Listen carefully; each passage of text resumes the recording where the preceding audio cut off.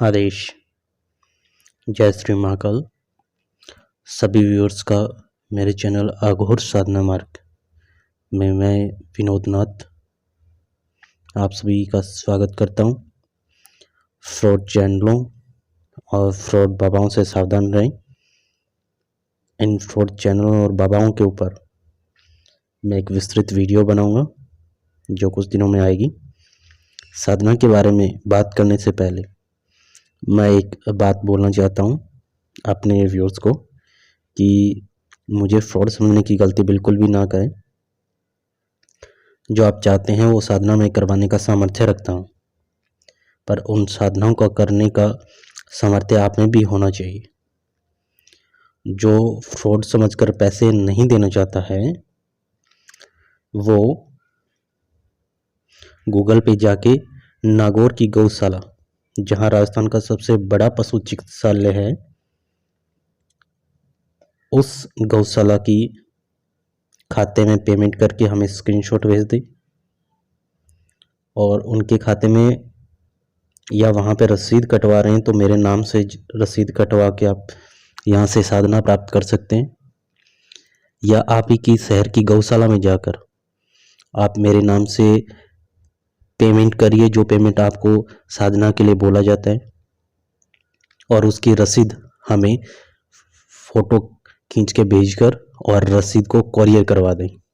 उसके बाद साधना करवाने की पूरी जिम्मेदारी मैं लेता हूं। चलिए अब मेन टॉपिक पे बात करते हैं।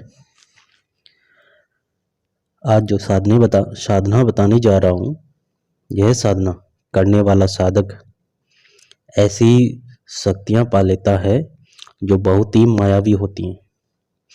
कलवावीर की साधना को सिद्ध करने वाला साधक किसी भी सठ कर्म तक करने की क्षमता प्राप्त कर लेता है, क्योंकि यह भी अपने साधक को मायावी साधनाएं भी बताता है, जो साधक के करने से वह असीम शक्तियों का राजा बन सकता है।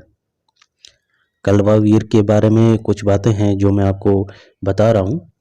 इसे शमशान का राजा भी कहते हैं, क्योंकि कलवावीर एक बहुत ही भयंकर शक्ति है। यह साधक के हर कार्य को करने में सक्षम है। कलवावीर की साधना सिद्ध होने से साधक वशीकरण भी कर सकता है, पर इस साधना को गुरु परामर्श या किसी अच्छे गुरु के सानिध्य में ही करना चाहिए। अगर आप कैपेबल नहीं है शमशान में बैठने के लिए तो आप इस साधना को करने का सोचिए भी मत। इस साधना को करने से पहले शमशान में कैसे प्रवेश किया जाता है और वहाँ सबसे पहले किस शक्ति को भोग दिया जाता है, कौन से मंत्रों का प्रयोग किया जाता है, इसका ज्ञान साधक को होना चाहिए। मैं जो साधना आपको बता रहा हूँ ये पूरी तरह गुप्त विधान है, इसका विधान आपको कहीं नहीं मिलेगा। यह साधना शमशान में रहने वाले नाथ संप्रदाय वाले ही करते हैं, जिनसे वो अपने दैनिक कार्य करवाते हैं। दैनिक मिलने वाले लोगों की हेल्प भी इसी कलवावीर के द्वारा की जाती है। अब इस साधना का विधान भी जान लेते हैं।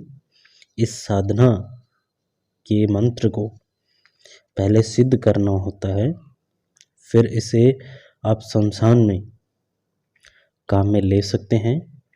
इस मंत्र को सिद्ध करने के लिए एक स्पेशल दिन होता है, उसी दिन इसको सिद्ध किया जाता है।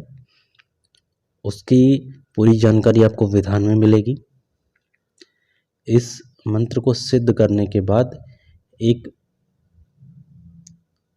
माह के स्पेशल दिन ही यह साधना शमशान में की जाती है।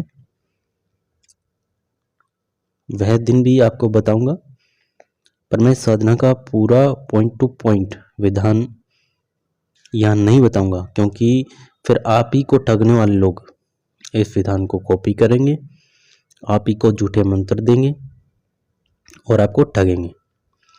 अब आपको वहाँ जलती हुई अगर चिता मिल जाए तो अच्छी बात है, नहीं तो ठंडी हुई चिता की राख को भी आप जमीन पर फैलाना है और उस पर बैठ जाना है। सुरक्षा मंत्र जरूर लगाना होता है, क्योंकि बिना सुरक्षा के मंत्र के कलवा वीर आपकी जान भी ले सकता है, या वहाँ की जो शक्तियाँ हैं वो आपकी जान ले लेंगी, आपको उठाकर भी फेंक सकती हैं वहाँ से, क्योंकि शमशानी शक्तियों के पास कहीं ना कहीं पृथ्वी तत्व तक की शक्तियाँ होती हैं।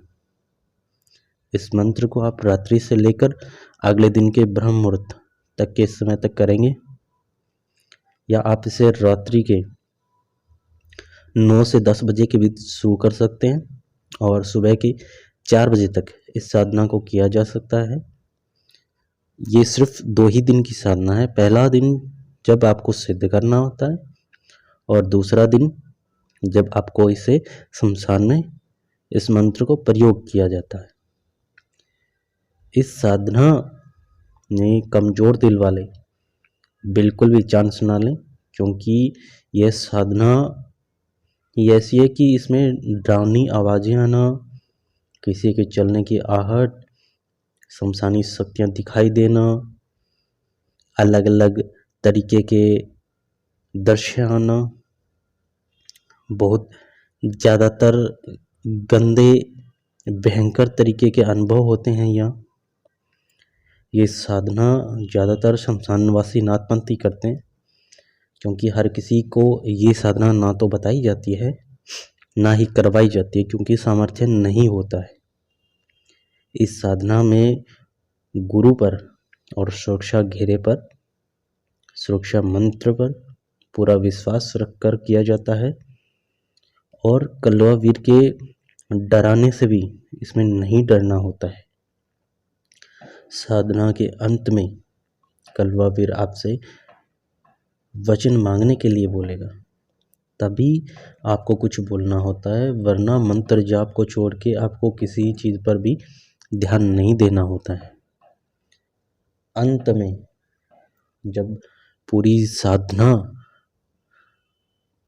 कंप्लीट हो जाती है, वचन पूरे हो जाते हैं, कलवा वीर आपसे बात कर लेता है, उसके बाद आप उसे जो भी भोग में कुछ लेके गए हैं, जो भी कुछ मिठाई हो या मदिरा आप जो लेके गए हों, उसका आप उसको वहीं पे भोग दे दीजिए, और उससे वचन पूरे होने का बात कहकर आप घर पे चले आना है। देखिए, शमशान में या किसी दिव्य शक्ति या किसी भी शक्ति का भेंट या भोग दे के आ रहे हैं, तो एक बात हमेशा ध्यान रखने वाली होती है कि इनमें पीछे नहीं मुड़कर देखना होता है। और कहते हैं जब भी आप कहीं बाहर भोग दे के आ रहे हैं, या कहीं दर्शन दिव्य दर्शन करके आ रहे हैं, या शमशान में गए हैं, तो घर में एंटर होने से पहले हाथ, मुंह, पैर इनको धो लेना चाहिए। कारण ये नहीं है कि आप किसी गलत जगह पे गए हैं, कारण ये रहता है कि जल की वजह से कोई बुरी शक्ति आपके साथ नहीं चलती है, और अगर चल रही है तो आपका पीछा छोड़ देती है। घर में एंटर होने के बाद एक पानी की एक छोटा सा घेरा लगाते हैं पूरे घर को, घर का जो मेन गेट होता है उसको लगाते हैं, ठीक है। उसको लगाने से क्या है, जो बाहरी गलत शक्तियाँ जो छोटी होती हैं, जो चल पड़ती हैं ऑटोमेटिकली, वो आपके साथ एंटर नहीं कर पाती हैं, वो वहीं से मुड़ जाती हैं। बाकी की सारी जानकारियाँ आपको साधना के विधान में मिलेगी। इस साधना के बारे में अगर कोई सवाल है आपका, या किसी दूसरी साधनाओं के बारे में आपका कोई सवाल है, वो हमें व्हाट्सएप पे मैसेज करके पूछ सकते हैं, या वीडियो के नीचे कमेंट करके पूछ सकते हैं।